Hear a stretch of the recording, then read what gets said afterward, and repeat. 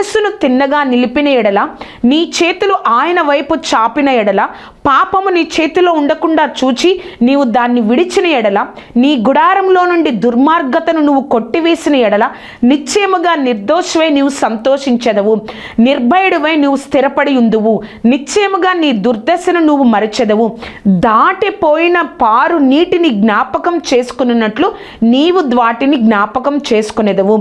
అప్పుడు నీ బ్రతుకు మధ్యాకాల తేజస్సు కంటే అధికంగా ప్రకాశించును, చీకటి కమ్మినను అది అరుణోదయం వలె కాంతిగా ఉండును.